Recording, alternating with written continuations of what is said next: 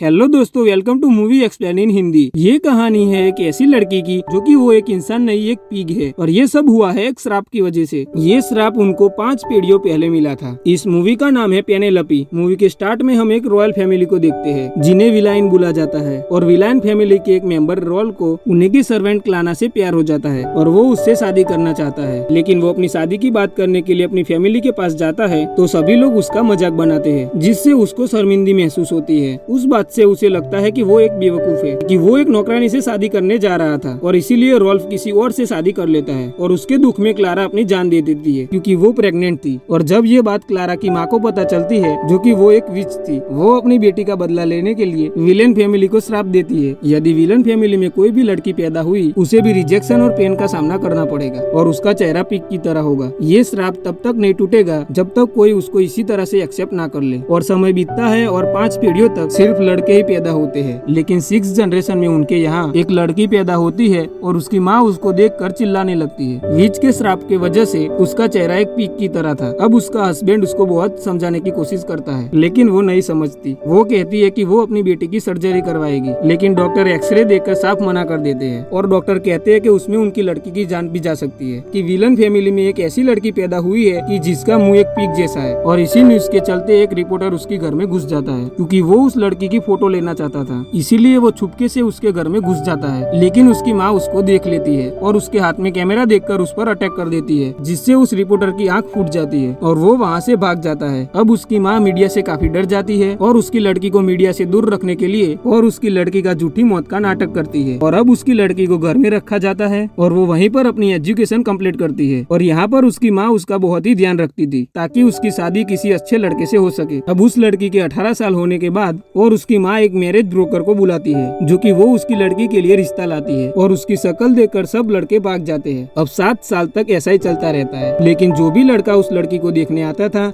उसे एक एग्रीमेंट पर साइन करना पड़ता था और उसमें लिखा था कि वो लड़की के बारे में वो किसी को कुछ नहीं कह सकते। लेकिन एक दिन एक बिगड़ा हुआ लड़का उसको देखने के लिए आता है, जिसका नाम एडवर्ड होता है। और वो यहाँ पर उस लड़की को देखने के बाद भाग जाता है और वो एग्रीमेंट पर साइन भी नहीं करता। और वो लड़का पुलिस स्टेशन जाकर इस बात की कंप्लेंट करता है और वो पुलिस ऑफिसर को कहता है कि विलन फैमिली में एक इंसानी पिग है जो मुझे जिंदा खाने वाला था। लेकिन पुलिस उसकी बात पर विश्वास नहीं करती और उसको एक रात के लिए जेल में डाल देती है। और अगले दिन न्यूज़पेपर में एक न्यूज छपी होती है, एडवर्ड पागल है। वो एक पागलों के जैसी बात कर रहा है क्योंकि वो एक इंसानी पिग की बात करता है। और एडवर्ड इस बात को सुनकर काफी गुस्सा हो जाता है और वो उस रिपोर्टर के पास जाता है क्योंकि उसके मुताबिक वो सिटी का होने वाला मेयर है। अब पता नहीं इस न्यूज के बाद उसके फादर उसके साथ क्या करेंगे। वो पागल नहीं है, उसने सच में एक पिग की शक्ल वाली लड़की को देखी है, लेकिन उसकी बातों पर कोई विश्वास नहीं करता। जब उसे सिक्योरिटी गार्ड यहाँ से निकालने लगते हैं तो उसकी आवाज लेमन सुन लेता है। लेमन वही होता है जो बहुत साल पहले उस लड़की की माँ ने उसकी आंख फोड़ दी थी। अब ये दोनों एक टीम बन जाते हैं। इसीलिए लेमन एक कसिनो में जाता है। यहाँ वो एक गैम्बलर से मिलता है जिसका नाम मैक्स होता है। मैक्स एक अच्छी फैमिली से बिलोंग करता था, लेकिन उसके गैम्बलिंग की आदत के कारण, क्योंकि मैक्स को यहाँ पर पैसे की भी जरूरत होती है, तो वो इस काम के लिए मान जाता है। अब रिपोर्टर मैक्स को एक कोट देता है जिसमें कैमरा फिक्स था कि वो उस लड़की की फोटो ले पाए। वो उसको बताता है कि मैक्स जब भी उसका हाथ उठाएगा तो एक फोटो क्लिक होगी। जिसके बाद मैक्स वो मेंशन के अंदर जाता है। वहाँ पर उस लड़की को बहुत सारे लड़के देखने आए होते हैं। अब वो मैरिज ब्रोकर मैक्स को सब लड़के के साथ बिठा देती है। इसी बीच मैक्स सोफे के पीछे बैठकर कैमरे को ठीक करने लगता है और वही दूसरी तरफ उसकी माँ के कहने पर वो लड़की रूम में आती है। और जैसे ही ये सब लड़के उस लड़की को देखते हैं और हर बार की तरह ये सब लड़के वहाँ से भाग जाते हैं। अब वो लड़की अपने रूम में वापस चली जाती है और उसके रूम में एक 1 वे मिरर था जिससे वो बाहर मैक्स को देखती है। और उस लड़की को लगता है कि मैक्स ने उसको देख लिया और उसे देखकर वो यहाँ से भागा नहीं था। अब मैक्स यहाँ से उस लड़की की एक बुक उठा लेता है, जो कि वो बुक उस लड़की की फेवरेट बुक होती है। उस लड़की को यहाँ पर ऐसा लगता है कि वो बुक को चुरा रहा है, इसलिए वो बुक की एक कॉपी ऑफर करती है जिससे वो उसे अपने घर ले जा सके। और वो मैक्स से 1 वे मिरर से ही बात करती है और कुछ देर बाद वो वहाँ से जाने का नाटक करती है। मैक्स भी यहाँ से बुक ले जाने का नाटक करता है, लेकिन उसको ये बात पर यकीन था कि वो लड़की उसको अभी भी देख रही है और होता भी ऐसा ही है। अब वो लड़की उसे यहाँ पर दोबारा आने के लिए इनवाइट करती है और ये देखकर वो लड़की की माँ रो पड़ती है क्योंकि फाइनली एक लड़का है जो कि उस लड़की को देखकर नहीं भागा था और उससे बात भी की। जब मैक्स बाहर आता है तब एडवर्ड और रिपोर्टर उसको फोटो के बारे में पूछते हैं। तब मैक्स कहता है कि उसने मुझे फिर से कल इनवाइट किया है। नेक्स्ट डे मैक्स फिर से उस घर में जाता है और उसी मिरर के थ्रू उस लड़की से बात करता है। वो उसके लिए एक गाना परफॉर्म करता है और उसके साथ चेस भी खेलता है। अब बातों बातों में मैक्स उस लड़की को बाहर चलने के लिए बोलता है, लेकिन वो लड़की उस बात को को टाल देती है। जब दूसरे दिन मैक्स उस लड़की को मिलने जाता है, वो उसके लिए पियानो प्ले करता है, लेकिन वो ठीक से ना प्ले करने का नाटक करता है, जिसकी वजह से वो लड़की उसको सिखाने का ट्राई करती है। फिर वो खुद बाहर आकर उसको सिखाती है। अब मैक्स उसको देखकर एकदम से चौंक जाता है, लेकिन वो और लड़कों की तरह यहाँ से नहीं भागता। मैक्स उस लड़की के नाक को टच करने के लिए अपने हाथ आगे बढ़ाता है। तभी उसके कोट में लगे कैमरे से एक फोटो क्लिक हो जाती है। मैक्स एकदम से शिट बोलता है।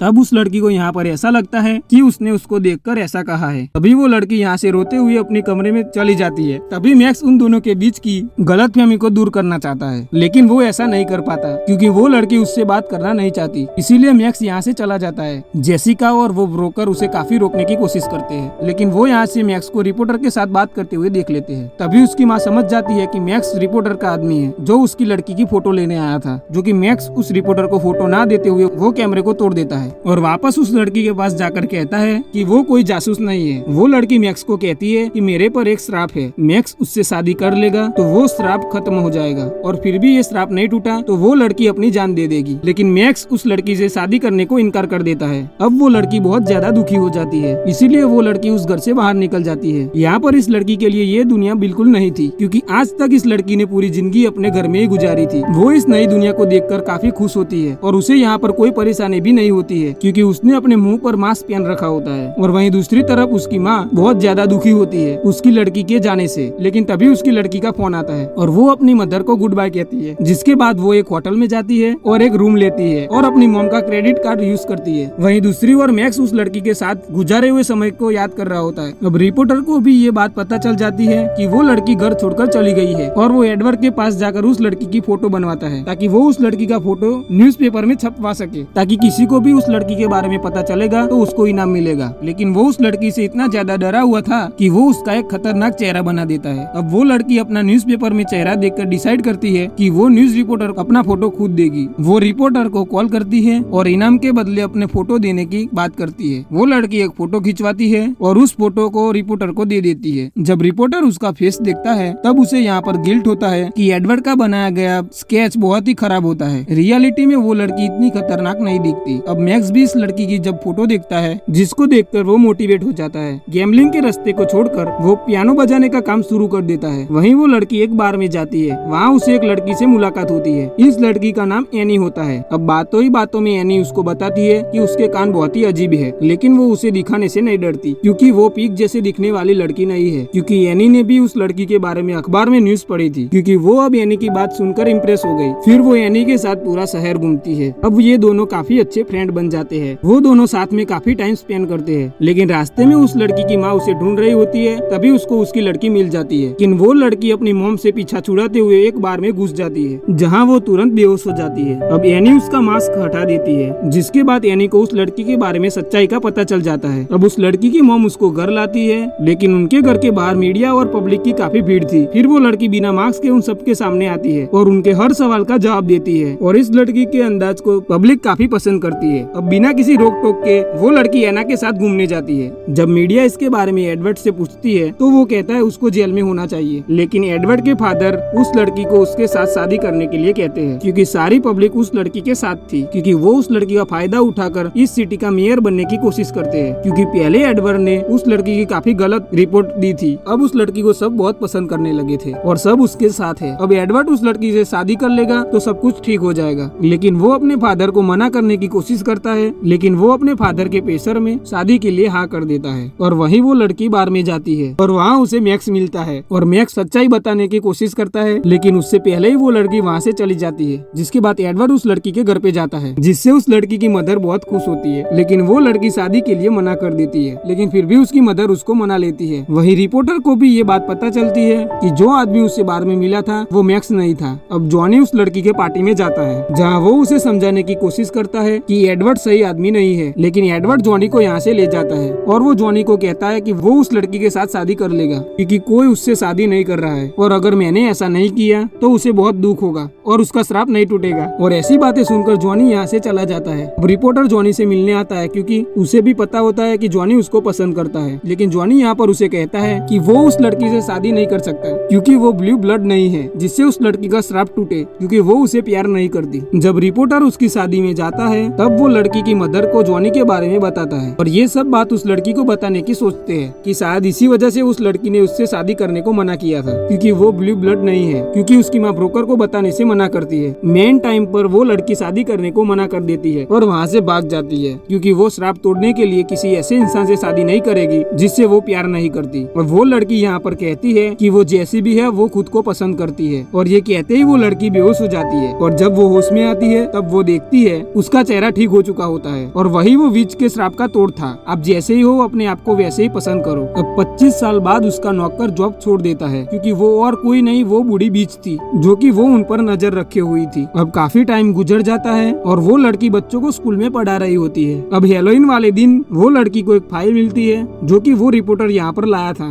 अब वो लड़की जॉनी को मिलने जाती है, जहाँ पर हेलोइन पार्टी में सभी ने उस लड़की का फेस मास्क को पहन रखा था। तब वो लड़की एक मास्क को पहन लेती है और जॉनी के पास जाती है, क्योंकि जॉनी उसको नहीं पहचान पाता क्योंकि उसने मास्क पहना होता है। और बातों ही बातों में उसे पता चल जाता है कि वो वही लड़की है। अब जॉनी के मुंह से सच सुनकर वो लड़की यहाँ से चली जाती है, और तब जॉनी उस लड़की को किस करता है और अपने प्यार का इजहार करता है और उससे माफी मांगता है कि उसके श्राप को तोड़ने की उसके पास ताकत नहीं थी। और तभी वो लड़की अपना मास्क उतार कर उससे कहती है, ये पावर मेरे पास हमेशा से थी और ये मैंने कर लिया। और ये स्टोरी ये लड़की बच्चों को सुनाती है और ये मूवी यहीं पर खत्म हो जाती है। दोस्तों, इस मूवी से हमें सीखने मिलता है कि हम जैसे भी है हमें उसी हालात में खुश रहना चाहिए। मतलब हमारे पास जो भी है हमें उसमें संतुष्ट रहना चाहिए और खुश रहना चाहिए। तो दोस्तों, ये थी पेनालोपी मूवी की कहानी। तो दोस्तों, आपको ये वीडियो कैसी लगी हमें कमेंट करके जरूर बताएं, और वीडियो अच्छा लगा हो तो हमारे चैनल को सब्सक्राइब करें और वीडियो को लाइक करना ना भूलें।